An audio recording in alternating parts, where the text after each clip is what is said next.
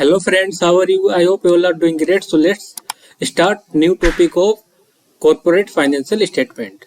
The topic is consolidated financial statement. So आज हम नया टॉपिक स्टार्ट करेंगे that is consolidated financial statement. अब पहले हेडिंग डालते हैं इसकी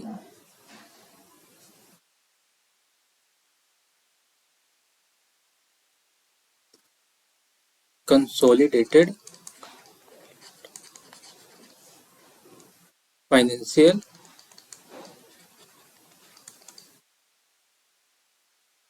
statement. अब बताओ इसका एएस कौन सा है? Ind AS 110. अब बताओ what is consolidated financial statement. ये आपने बनाई भी है, बताओ कहां पर बनाई इसे आपने बनाया है AS3 में, बिजनेस कॉम्बिनेशन में.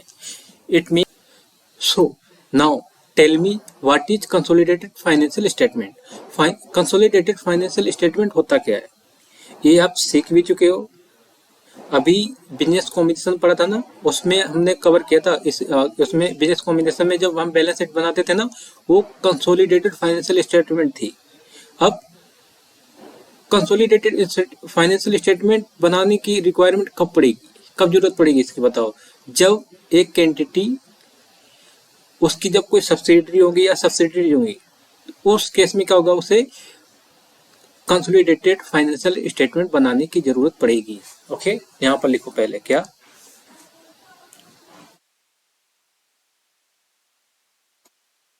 Every entity having subsidiary and subsidiaries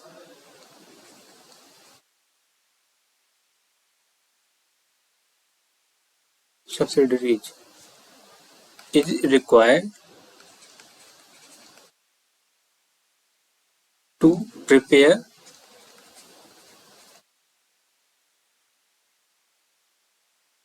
consolidated financial statement. इसे हम शॉर्ट में क्या बोलते हैं, CFS, consolidated financial statement. Okay, अब इसमें कुछ बेसिक टर्म्स हैं, पहले उसे समझते हैं क्या होती है. बेसिक टर्म्स क्या है, सपोज ये क्या है, ये है एक्स लिमिटेड. ओके, और इधर ले लेते हैं वाई लिमिटेड.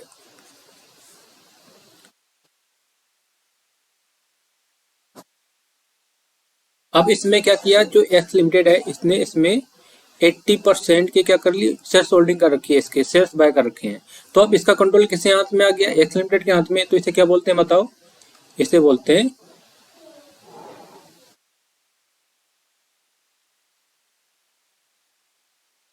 इसे कहते हैं एक्वायरर एंटिटी. एक्वायरर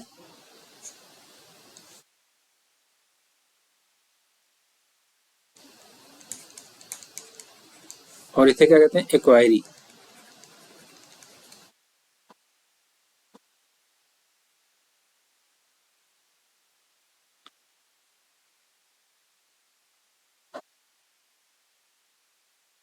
और इसे पता क्या कहते हैं, अब इसे और भी एक नाम देंगे, क्या है वो, जो हम ज्यादातर यूज करेंगे यहाँ पर, क्या बोलेंगे इसे, पेरेंट्स एंटिटी. पेरेंट, ये पेरेंट एंटिटी. अब इसके हाथ में कंट्रोल है ना, तो this is called parent entity. और इसे क्या बोलेंगे, सब्सिडरी.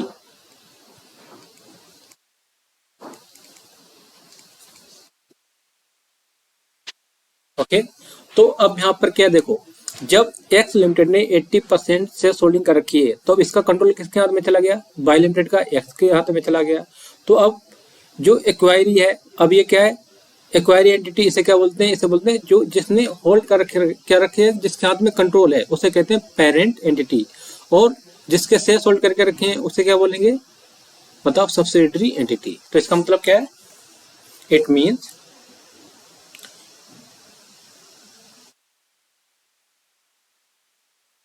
यहाँ पर आप ये भी लिख सकते हो, क्या,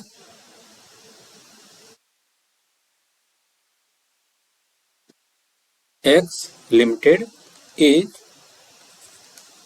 पेरेंट ऑफ वाई लिमिटेड। तो ये क्या, वाई लिमिटेड की पेरेंट है। और क्या हो सकता है, और इसमें देखो नेक्स्ट देखो क्या, यहाँ पर जो एक्स लिमिटेड है, एक्स लिमिटेड ने क्या किया, एक्स लिमिटेड ने 70% शेयर होल्ड कर रखे हैं, किसमें, जेड लिमिटेड में। जेड लिमिटेड में क्या कर रखे हैं, परसेंटेज होल्ड कर रखे हैं। तो यहाँ पर ये क्या बन जाएगी, अब ये किसका, ये क्या, जेड लिमिटेड में कितने शेयर होल्ड कर रखे हैं, 70%। ओके, तो इसका मतलब क्या है, अब इस केस में जो वाई लिमिटेड है वो जेड लिमिटेड की क्या बन जाएगी, पेरेंट कंपनी बन जाएगी। तो यहाँ पर क्या हो जाएगा, इसे बोलेंगे एक्स नहीं बाय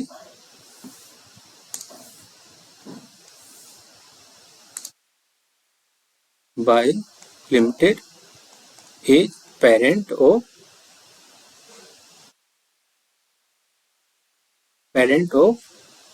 जेड लिमिटेड। ओके, अब देखो, अब एक्स के हाथ में 80% शेयर होल्डिंग है। ओके, और तो इसका मतलब ये सब्सिडरी है किसकी, वाई लिमिटेड सब्सिडरी है एक्स लिमिटेड की। और अगर एक्स वाई लिमिटेड है, उसने अगर किसी और का कंट्रोल उसके हाथ में है जो वाई लिमिटेड है, तो वो भी इसकी क्या मानी जाएगी, एक्स लिमिटेड की सब्सिडरी मानी जाएगी। ये ध्यान रखना। इसका मतलब क्या है, यहाँ पर जो जेड लिमिटेड है वो उसका कंट्रोल किसके हाथ में, वाई लिमिटेड के हाथ में, और वाई लिमिटेड सब्सिडरी किसकी है, एक्स लिमिटेड की है। तो यहाँ पर क्या हो जाएगा, जो जेड लिमिटेड है वो भी एक्स लिमिटेड की सब्सिडरी कहलाएगी। ये ध्यान रखना यहाँ पर, ठीक है। तो इतना समझ में आ गया ना। अब हम चलते हैं नोट्स पर। नोट्स में देखो क्या क्या लिखा हुआ वहां पर।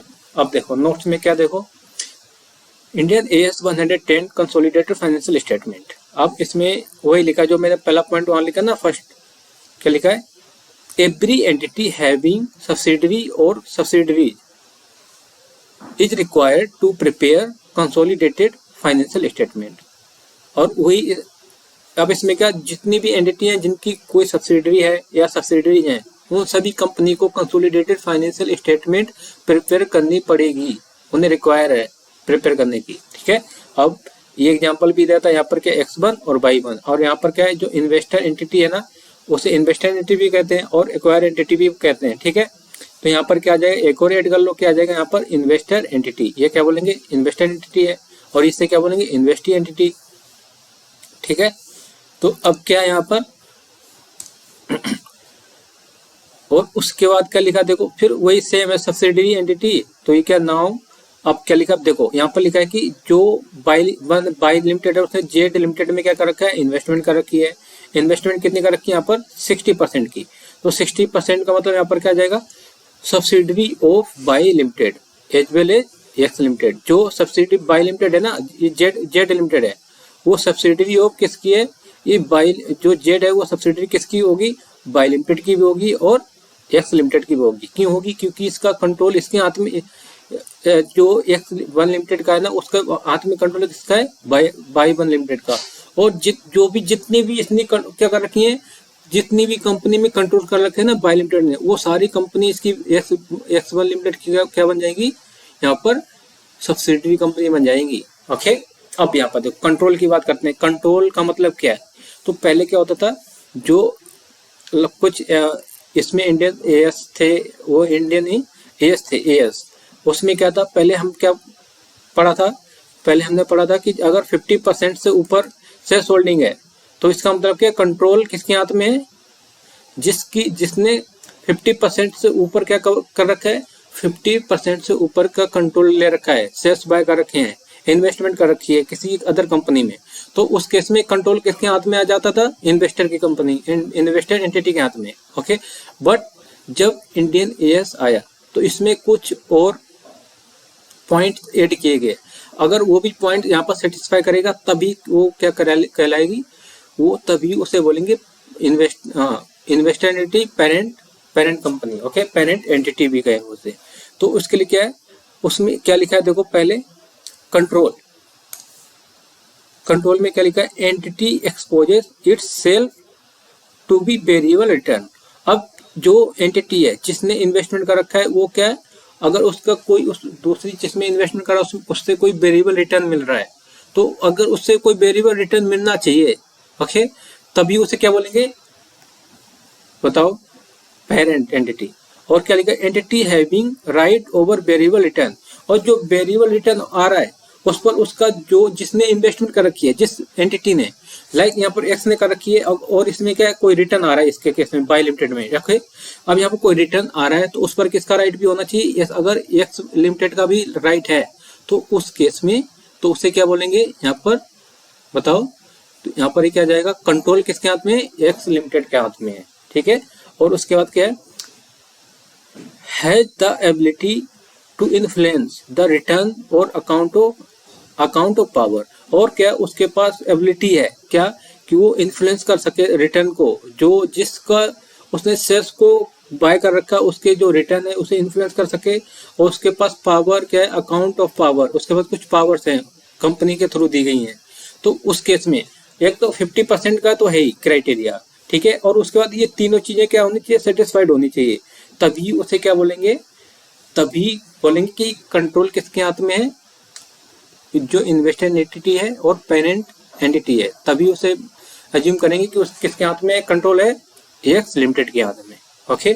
अब इसमें पावर का मतलब क्या, देखो, पावर ए लिमिटेड, क्या लिखा, ए लिमिटेड होल्डिंग कितनी, 80% शेयर्स बी लिमिटेड। अब यहाँ तो 80 लिमिटेड तो इसके हाथ में तो पावर हो ही, क्योंकि 80%, अब उसके हाथ में काफी सारी पावर्स आ जाएंगी इस केस में, है ना। वो इसके बोर्ड में भी क्या कर सकता है, बोर्ड को जो उसके जो इन्फ्लुएंस है, उसके जो बोर्ड में जो भी कुछ डिसीजन लेगा उसमें भी क्या कर सकता है, इंटरफेयर कर सकता है यहाँ पर, ओके। और नेक्स्ट क्या है, 40%, अगर देखो यहाँ पर 40% भी है ना, यहाँ पर अगर 40% है तो उस केस में भी क्या क्या है, उस केस में क्या लिखा, एक्स लिमिटेड कितना 40% होल्ड करके शेयर्स और बाय लिमिटेड में। तो इसका मतलब यहाँ पर क्या, agreement X limited take care of all relevant activities, जो एक्स लिमिटेड यहाँ पर एग्रीमेंट हुआ है कि जो एक्स लिमिटेड है वो टेक केयर करेगी और रेलिवेंट एक्टिविटीज किसकी, और बाय लिमिटेड की, ठीक है। अब यहाँ पर जब 40% की बात आती है, और अभी आगे पढ़ोगे ना, क्या है, 20% से अगर ज्यादा की होल्डिंग है, अगर 20% से ज्यादा, 20% या उससे ज्यादा की है, तो इसका मतलब क्या हो जाता है, सिग्निफिकेंस इन्फ्लुएंस आ जाता है, ठीक है। तो सिग्निफिकेंट इन्फ्लुएंस आ जाता है, तो उस केस में क्या है, तो यहाँ पर क्या लिखा है, और इसको क्या दे, एग्रीमेंट भी हुआ है कि इसके पास कुछ कंट्रोल दिया गया कि ये टेक केयर कर सकते हैं ऑल रेलिवेंट एक्टिविटीज, जो इसमें और जितनी भी रेलिवेंट एक्टिविटीज हो रही है कंपनी में उनको क्या कर सकता है, टेक केयर करना। तो इसके हाथ में देखो कंट्रोल है ना, तो इस यहाँ पर क्या लिखा, कंट्रोल का मतलब क्या है, यहाँ पर ये नहीं कि ये 50% क्राइटेरिया नहीं देखा गया है, क्या देखा गया है कि कंट्रोल का मतलब क्या है, अगर ये तीन चीजें सेटिस्फाई हो जाती हैं तो उस केस में क्या हो जाएगा, जो कंट्रोल है उसे क्या बोलेंगे, वो कंट्रोल तो हम कहलाएंगे कि कंट्रोल किसके हाथ में है, वो इन्वेस्टर एंटिटी के हाथ में है और पेरेंट कंपनी के हाथ में है, ठीक है। अब नेक्स्ट देखिए क्या लिखा है, थर्ड में क्या लिखा, ए जो ए लिमिटेड है, A1 लिमिटेड 20% से होल्डिंग कर रखी है A2 लिमिटेड में। तो यहाँ पर क्या है, सिग्निफिकेंट इन्फ्लुएंस है यहाँ पर देखो, और क्या लिखा, एग्रीमेंट भी हुआ है। एग्रीमेंट क्या हुआ है, कॉन्स्टिट्यूट बोर्ड ऑफ, क्या लिखा, constitution of board of director of A2, जो बोर्ड ऑफ डायरेक्टर है ना उसको कॉन्स्टिट्यूट करना है किसके, A2 के। तो यहाँ पर क्या होगा, यहाँ पर देखो कंट्रोल है ना इसके हाथ में, एग्रीमेंट है, तो यहाँ पर मेन चीज है कंट्रोल देखना है, यहाँ पर ये है वो शेयर होल्डिंग नहीं देखनी कितनी है, 50% है ना, 50% जाना है तो इसका मतलब कि कंट्रोल उसके हाथ में नहीं। अगर ये कुछ आ रहा है ना, और वैसे क्वेश्चन सब कुछ क्लियर ही बताएगा तुम्हें जब क्वेश्चन जो आएगा, ठीक है। और क्या कुछ क्वेश्चन ऐसे भी होते हैं इसमें, क्या केस स्टडी टाइप के भी आते हैं, तो इसके लिए तुम्हें ये आना चाहिए।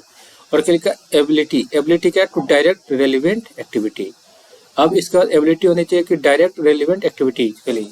अब उसके बाद क्या लिखा, ए पॉइंट में क्या लिखा, यहाँ पर देखो जो ग्रुप, अब इसमें क्या लिखा, ग्रुप किसे बोलेंगे, ग्रुप बोलेंगे जब पेरेंट और सब्सिडी दोनों एक साथ मिलके आ जाएंगी ना, तो उसे क्या कहेंगे, ग्रुप कहेंगे। लाइक ये पेरेंट है, पेरेंट और प्लस इसमें क्या जाती है सब्सिडरी, जो सब्सिडरी कौन है, इसकी जो सब्सिडरी, लाइक यहाँ पर एक्स लिमिटेड का एग्जांपल लेता है, उसके साथ बाई भी एक साथ हो जाती हैं, तो इसे क्या बोलेंगे, इसे कहेंगे एक ग्रुप, आगे एक ग्रुप।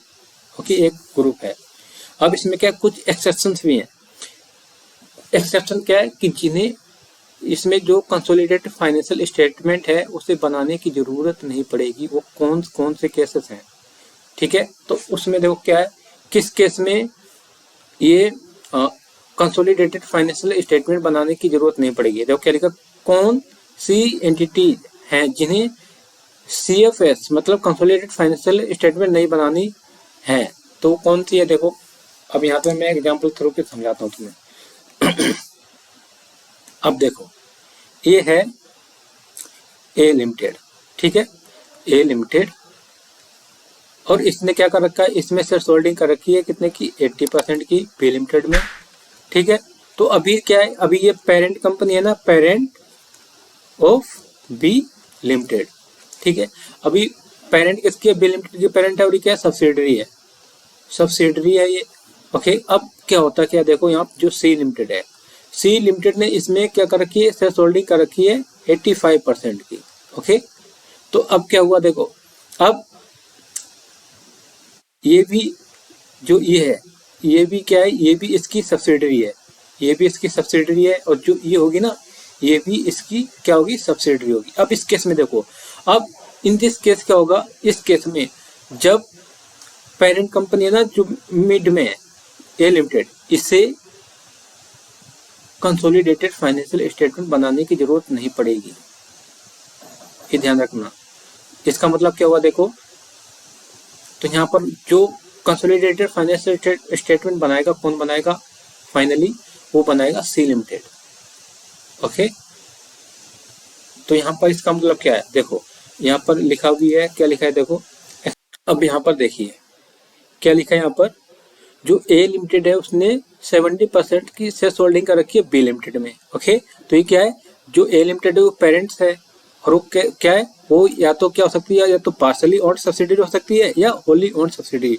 अब पार्सली ओन्ड का मतलब उसने 100% शेयर होल्डिंग नहीं करके कितना कर रखा, बीच में कुछ कर रखा, 60%, 70%, 80%। ओके, तो जो उसका, तो उसे क्या बोलेंगे, पार्सली ओन्ड सब्सिडरी। और अगर 100% इसने क्या कर रखा होता है, ए लिमिटेड ने इसमें शेयर होल्ड कर रखे होते, तो उस केस में क्या बोलते हैं, उसे होली ओन्ड सब्सिडरी कहते हैं। ओके, तो इस केस में देखो क्या लिखा है, और यहाँ पर देखो, और उसके बाद क्या है, जो सी लिमिटेड है लास्ट में, उसने 55% शेयर होल्डिंग कर रखी है ए लिमिटेड में। अब लिखा है, अब नेक्स्ट देखिए यहाँ पर क्या लिखा है, A limited decide not to prepare consolidated financial statement. अब यहाँ पर ए लिमिटेड ने क्या डिसाइड किया कि वो कंसोलिडेटेड फाइनेंशियल स्टेटमेंट नहीं बनाएगी। ओके, तो ये एक्सेप्शन है, वो बना भी सकते हो नहीं, लेकिन क्या है यहाँ पर जो मेन कंसोलिडेटेड फाइनेंशियल स्टेटमेंट किसे बनाना है, उसे सी लिमिटेड को बनाना ही बनाना है। यहाँ पर जो मिडिल में है ना, तो उसे नहीं बनाना है ना। ओके, तो यहाँ पर क्या लिखा, और owners of A limited whether having voting right और नॉट, चाहे ए लिमिटेड की जो ओनर्स हैं उनके पास वोटिंग राइट हो या ना हो। और उसके बाद क्या लिखा, owners not having any objection, और उस केस में क्या है, ओनर्स के पास, ओनर्स ने कोई ऑब्जेक्शन नहीं है इसके रिगार्डिंग कि तुम कंसोलिडेटेड फाइनेंशियल स्टेटमेंट बना रहे हो या क्यों नहीं बना रहे हो, उसके रिगार्डिंग, ठीक है। तो उसके बाद क्या है, and debts and other instrument. अब इस डेट और जो अदर इंस्ट्रूमेंट है, equity, preference holder, are not being traded publicly.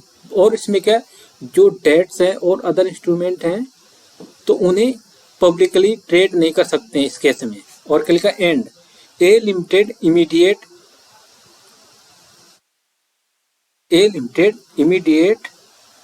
और ultimate parent prepare consolidated financial statement as per AS 110 and available publicly. अब जो इसमें है, जो इसमें क्या बनाएगा, कंसोलिडेटेड फाइनेंशियल स्टेटमेंट बनाएगा, उसके बाद क्या है, वो अवेलेबल करेगा, उसे पब्लिकली भी अवेलेबल करेगा जो भी कंसोलिडेटेड फाइनेंशियल स्टेटमेंट बनाएगा। और बनाएगा कौन, यहाँ पर सी लिमिटेड बनाएगा। तो सी लिमिटेड क्या करे, इमीडिएट और अल्टीमेट पेरेंट प्रिपेयर जो इसका उसका अल्टीमेट जो इमीडिएट और अल्टीमेट पेरेंट है, मतलब उसका इमीडिएट कौन है, इससे इसका कौन है, सी लिमिटेड, मतलब वो क्या बनाएगा, कंसोलिडेटेड फाइनेंशियल स्टेटमेंट बनाएगा और वो पब्लिकली भी अवेलेबल होनी चाहिए, अवेलेबल करेगा वो, ठीक है, इसका मतलब ये है। अब इसके बाद नेक्स्ट क्या है देखो,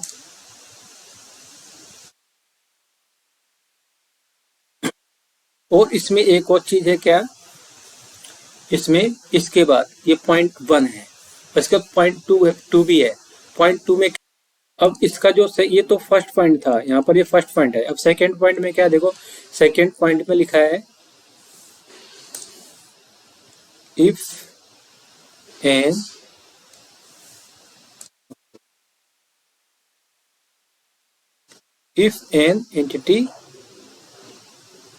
entity happens to be investment entity,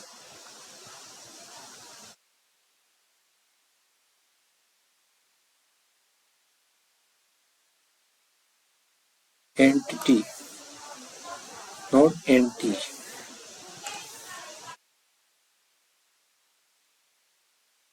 अब इसमें क्या, अगर कोई क्या है, अगर कोई एंटिटी कौन है, इन्वेस्टमेंट एंटिटी है। अब इन्वेस्टमेंट एंटिटी का मतलब क्या है, अभी तो सिर्फ इतना समझ लो, इन्वेस्टमेंट एंटिटी का मतलब है कि कोई एंटिटी क्या करती है, केस क्या करती है, केस रिसीव करती है, कलेक्ट करती है, इट मीन केस कलेक्ट करती है और फर्दर क्या करती है, वो इन्वेस्ट करती है फॉर सम रिटर्न, सो किसके लिए, रिटर्न के लिए, ठीक है। अगर उसने क्या कर रखा है, कोई इसमें कंट्रोल कर रखा है इस केस में, तो उससे क्या माने कि उस केस में क्या कंसोलिडेटेड फाइनेंशियल स्टेटमेंट बनाने की जरूरत नहीं है, ठीक है। तो इन्वेस्टमेंट एंटिटी का मतलब क्या है, जो कैश कलेक्ट करती है और फर्दर क्या करती है, उसे इन्वेस्टमेंट करती है, ओके।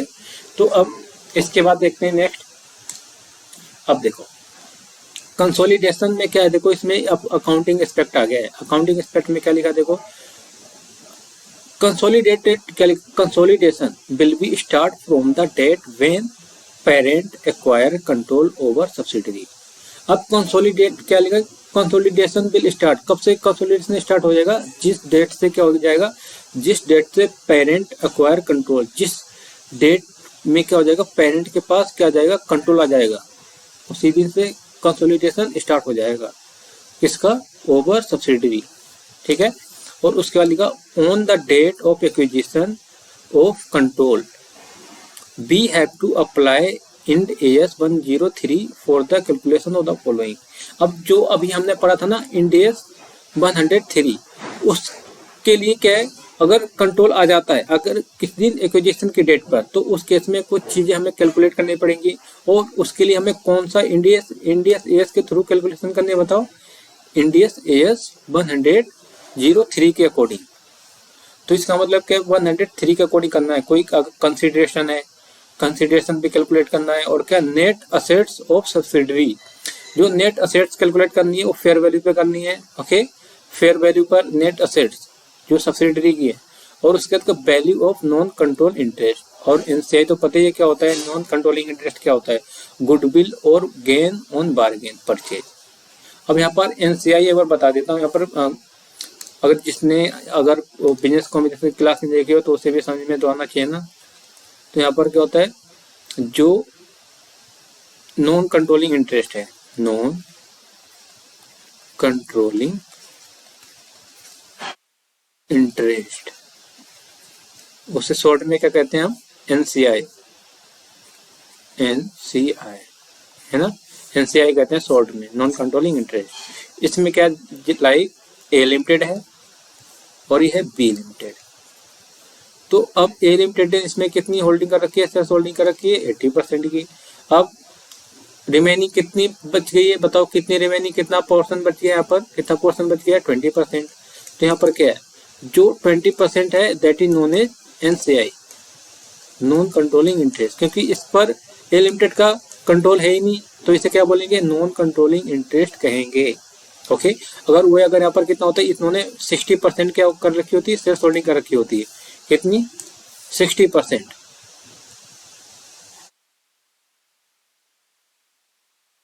अगर 60% से होल्डिंग कर रखी होती है यहाँ पर एनसीआई कितना आ जाता है, तो 40% आ जाता है। ओके, तो ये क्या हो गया, एनसीआई नॉन कंट्रोलिंग इंटरेस्ट। अब नेक्स्ट पॉइंट क्या है, फोर्थ पॉइंट में लिखा गुडविल, गुडविल और गेन ऑन बार्गेन परचेज। और हम ये भी यहाँ पर सीखेंगे, और हमने काफी सारे क्वेश्चन कवर किए थे बिजनेस कॉम्बिनेशन में, हाउ टू कैलकुलेट गुडविल और गेन ऑन बार्गेन परचेज। और इसे क्या बोलते हैं, इसे कैपिटल रिजर्व भी कहते हैं। क्या, इसे कैपिटल रिजर्व, वो ओल्ड हो चुका है अब, ठीक है। तो ये क्या है, अब देखो नेक्स्ट क्या है, हाउ टू कैलकुलेट गुडविल और गेन ऑन बार्गेन परचेज। ये तो क्या है, इसमें लिखा है देखो, कंसिडरेशन पेड, जो कंसिडरेशन पेड कर रहे हैं, और वैल्यू ऑफ एनसीआई, उसकी टोटल ऐड कर लेंगे। जब ऐड कर लोगे उसके बाद क्या जाएगा, जो भी आएगा उसमें से क्या लेस करना है, उसमें लेस करना है fair value of investment. Fair value of investment में क्या आ जाएगा, नेट असेट्स। नॉर्मली इसे क्या बोलेंगे, नेट असेट्स ही होती है, ये नेट असेट। ओके, ये होती है नेट असेट। और उसमें जब नेट असेट माइनस कर देंगे या तो फिर गुडविल आएगा, अगर प्लस में आता है ना तो क्या बोलेंगे, गुडविल, ठीक है। और वही माइनस में आता है तो क्या बोलेंगे, गेन ऑन बार्गेन परचेज। और उसके बाद देखो एक एग्जांपल है, एग्जांपल के थ्रू समझते हैं, ठीक है। क्या लिखा है इसमें, देखो इसमें लिखा है A limited acquired 80% shares in B limited. जो ए लिमिटेड है, ये है ए लिमिटेड, देखो क्या लिखा है यहाँ पर, ए लिमिटेड है ना, उसने क्या किया, बी लिमिटेड में 80% शेयर्स एक्वायर कर रखे हैं इन बी लिमिटेड। कब, 1/4/2022,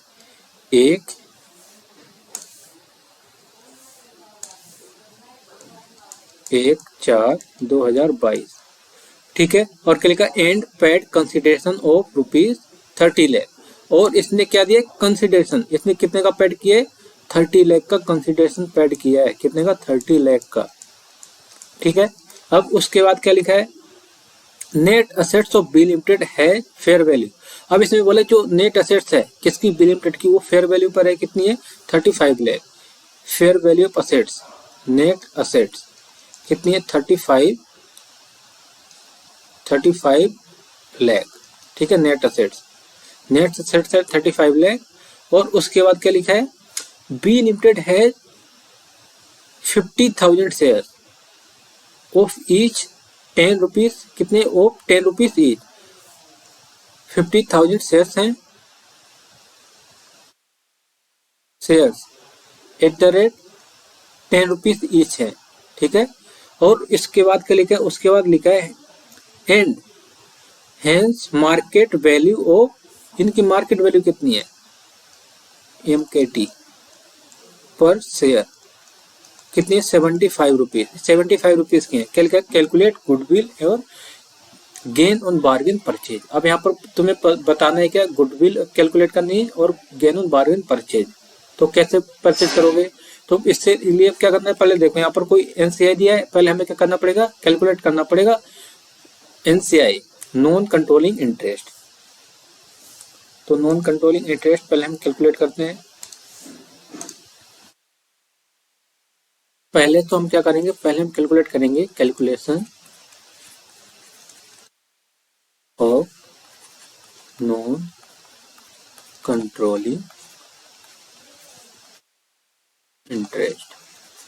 और जब भी क्वेश्चन में क्या दिया हो, जब भी क्वेश्चन में क्वेश्चन साइलेंट हो तो उसमें एनसीआई कैसे निकालते हैं, फेयर वैल्यू पर। ओके, तो मैं लेकिन दोनों से निकाल के दिखाऊंगा, एक क्या है फेयर वैल्यू पर भी, और नेट असेट प्रोपोर्शनेट बेसिस पर भी बताऊंगा। ओके, तो पहले हम निकालेंगे एनसीआई किसके बेसिस पर, A NCI on the basis of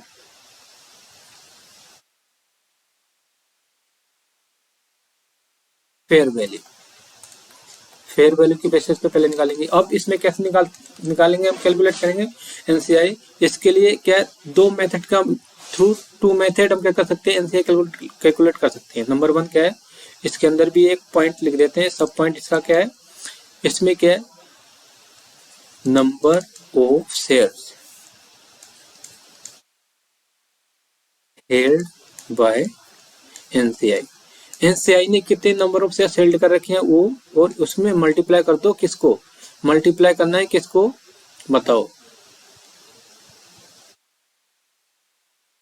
fair value, fair value of,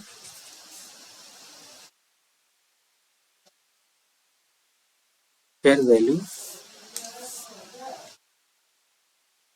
पर शेयर ऑफ सब्सिडरी, जो सब्सिडरी है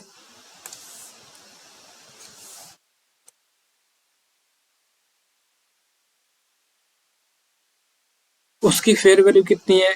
तो यहाँ पर देखो, अब यहाँ पर देखो सब्सिडरी कौन होगी, यहाँ पर ए लिमिटेड ने कंट्रोल ले रखा है, कितना 80% है, तो ये क्या बन जाएगी, ये बन जाएगी it is become a subsidiary of B limited, मतलब नहीं, ये बन जाएगी पेरेंट, और बी बनेगी, बी यहाँ पर होगी सब्सिडरी। तो सब्सिडरी की जो फेयर मार्केट वैल्यू कितनी है पर शेयर कितनी है, 75, ठीक है।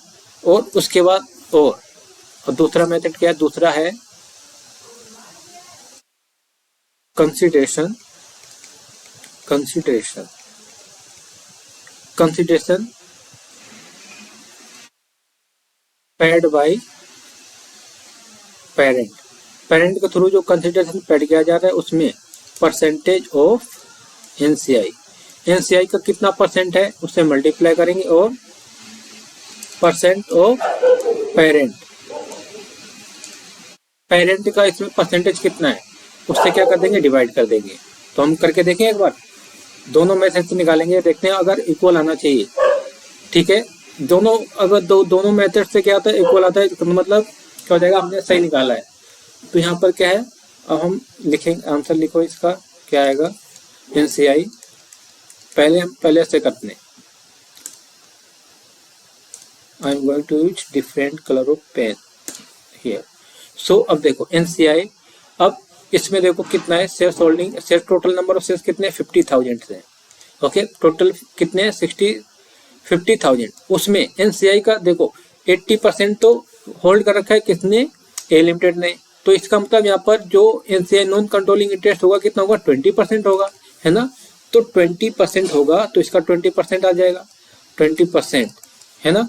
और इसकी फेयर मार्केट वैल्यू कितनी है शेयर्स की, देखो फेयर मार्केट वैल्यू है 75, तो 75 से कर दो मल्टीप्लाई। तो अब देखो करो जल्दी से कितना आएगा, 50,000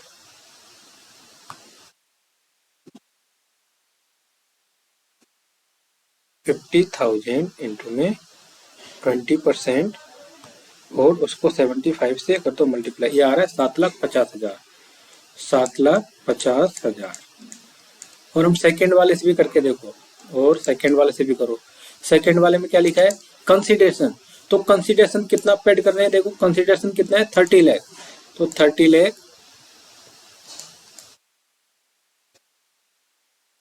ओके 30 लाख, और इंटू में कितना करोगे, 30 लाख, और उसमें एनसीआई का कंट्रोल कितना है, 20% है, 20, और जो पेरेंट का है उसका कितना है, 80%।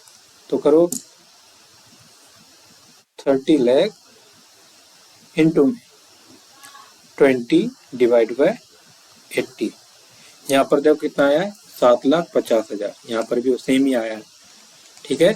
अगर हम फेयर वैल्यू के अकॉर्डिंग निकालते हैं, तो अब फेयर वैल्यू में कितने दो मेथड के थ्रू हम निकाल सकते हैं, कौन कौन से, नंबर एक है number of share held by NCI, और फेयर वैल्यू पर शेयर ऑफ सब्सिडरी की जो फेयर वैल्यू पर शेयर है उससे मल्टीप्लाई कर दो, और दूसरा क्या है, consideration paid by parent, parent के थ्रू जितना कंसिडरेशन पेड किया जा रहा है, और इनटू में कर दो जो एनसीआई का शेयर होल्डिंग है, और डिवाइड कर दो जो पेरेंट्स की शेयर होल्डिंग है उससे डिवाइड कर दो, तो ये निकल के आ जाएगा अपन, है ना। अब इसके बाद नेक्स्ट, अब नेक्स्ट क्या है, नेक्स्ट हम करेंगे, अभी हमने एक किया है, ठीक है। अब सेकेंड, अब यहाँ पर हम किसके बेसिस पर निकाल लेंगे, यहाँ पर हम कैलकुलेट करेंगे on the basis of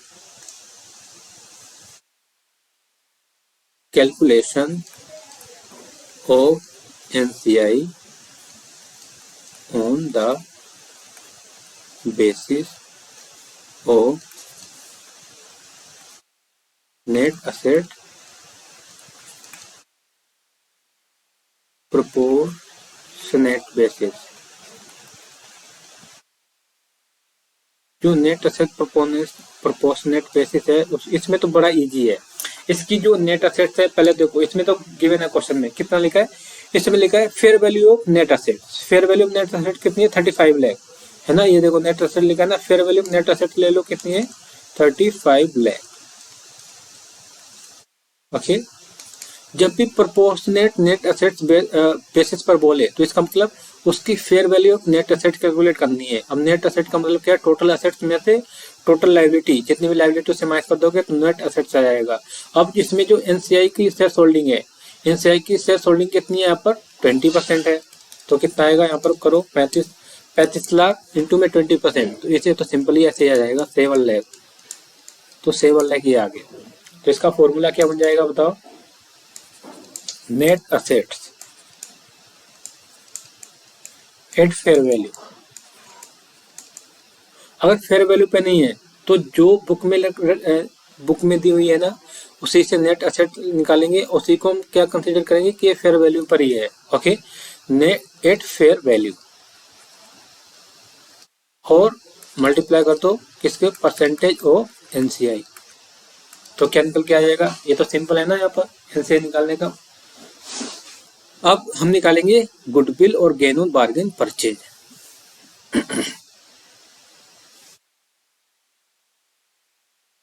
goodwill और गेन ऑन बार्गेन परचेज, मेन तो ये पूछा था ना, calculation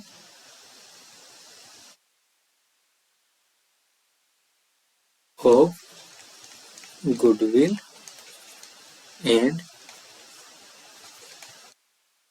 gain on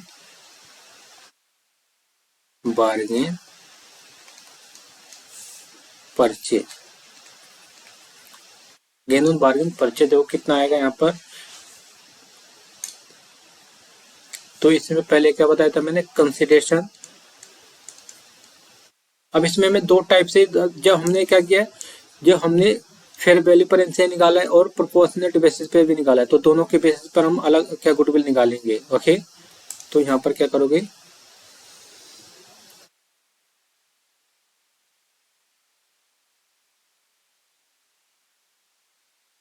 on the basis of fair value, on the basis of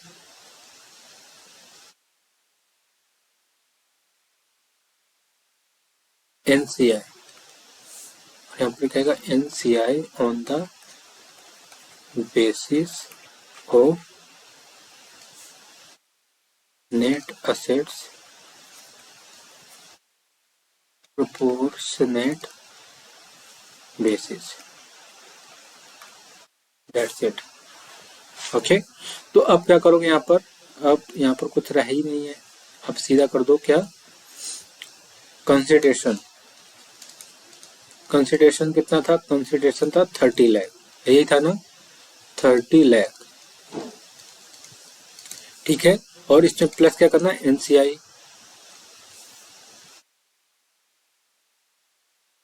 NCI कितना था, एनसीआई निकला था इस केस में कितना निकला था, 7,50,000 फेयर वैल्यू के बेसिस पर 7,50,000। तो ये क्या आ गया, टोटल कर दो इसका 37,50,000। अब इसमें से लेस करो नेट असेट्स। तो नेट असेट कितनी थी, देखो नेट असेट की होने 35 लाख, 35 लाख। तो कितना आएगा देखो, 5,0,0,0,0 और कितना आ जाएगा यहाँ पर, 7 में से 5 के 2, ये आएगा 2,50,000।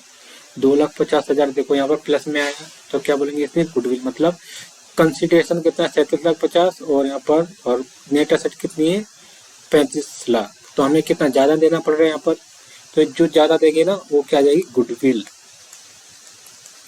अब यहाँ पर देखो फेयर मार्केट वैल्यू के अकॉर्डिंग देखते हैं कितना आएगा, फेयर मार्केट वैल्यू के अकॉर्डिंग कंसिडरेशन कितना रहेगा, 30 लाख। ठीक है, 30 लाख। और इसमें जो एनसीआई का शेयर होल्डिंग कितनी है, यहाँ पर ऐसे लिखना कंसिडरेशन और इसमें एनसीआई कितनी आई थी, 7 लाख। तो यहाँ पर कितना आएगा 37 लाख टोटल। और इसमें से लेस क्या करेंगे, इसमें से लेस कर दो नेट असेट्स, और वो कितनी थी 35 लाख। अब यहाँ पर कितना आएगा गुडविल, गुडविल यहाँ पर आएगी, गुडविल आएगी यहाँ पर 2 लाख। बस ऐसे कैलकुलेट करना है। और इसमें क्या है, जो क्लास होगी ना आगे, बहुत सारे क्वेश्चन पहले इसे ही करवाऊंगा कवर। एक क्वेश्चन होगा जो नेक्स्ट क्लास में क्या करेंगे, नेक्स्ट क्लास में एक प्रॉपर क्वेश्चन लेंगे, उसमें हम कैसे क्या करना है उस सारे स्टेप्स सीखेंगे। ठीक है, फिर उसके बाद जितनी भी एनसीआई कैसे कैलकुलेट करते हैं, goodwill gain on bargain calculate कैसे करते हैं, इसके बहुत सारे पहले क्वेश्चन कवर कर लेंगे। फिर उसके बाद हम करेंगे क्वेश्चन बड़े बड़े। ओके, जितने भी हम क्या करेंगे, जो सीएमए फाइनल एस्टिमेट के हैं वो सारे क्वेश्चन कवर करेंगे यहाँ पर। So I think it is enough for today. In next class we will continue consolidated financial statement. So if you like this video, do like, share and subscribe. Till then, bye bye and take care.